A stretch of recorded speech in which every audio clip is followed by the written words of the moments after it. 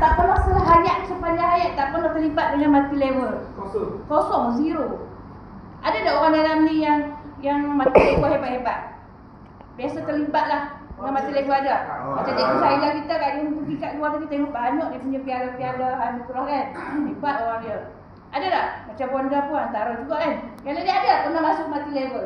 MNM. Ni kalau punya. Angkat tangan dia. Angkat tangan dia kemana tu? Katakan. Buat kat biasa siapa yang biasa MLM dia. Warna Yang mana terlibat MLM dia, orang kata cerita sikit dia tahu semua. Macam kat Ayu zero. Macam Tuan Syarul dia tahu kat Ayu memang ada ilmu bab ni. Sebab kita bukan masuk hari ini, bukan kita nak buat sangat pun. Tak ada fokus nak buat.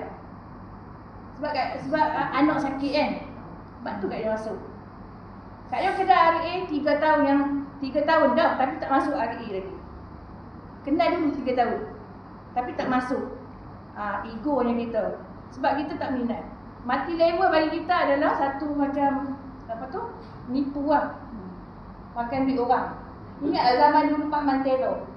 Kan? Pak Mantelo kan banyak makan duit orang kan. Kita macam dengan trauma. Walaupun kita tak pernah tapi kita dengar. Kampung kita, kawasan orang kita yang kena banyak. Jadi kita tak nak lah. Lepas tu banyaklah keluarga kita pun banyak yang terlibat dengan skim-skim ni lah. Jadi kita takut. Kita orang susah. Kak Yu asal orang susah. Orang miskin. Miskin sangat-sangat. Asal duduk di estate. Mak nori kita. Sebelum pergi sekolah, mak dulu nori kita.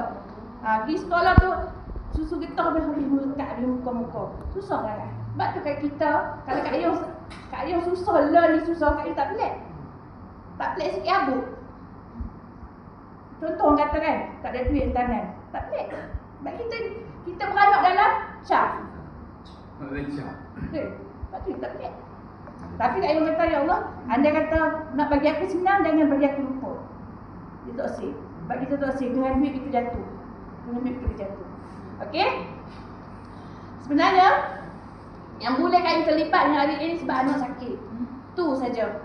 Kita masuk hari ini sebab nak guna Aisyah Friends sebab dia hebat sangat. Lepas tu lah kita pun bila benda hebat takkan kita tengok saja bodoh lah. Kan? Kita pun cuba anak alhamdulillah.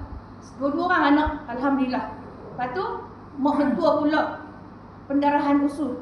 Kan? Rasa nak berok ni, guna bahasa berok lah senang kan. Rasa macam nak berok, pergi tanah, kembur. Rupanya darah, bukan sirik lah.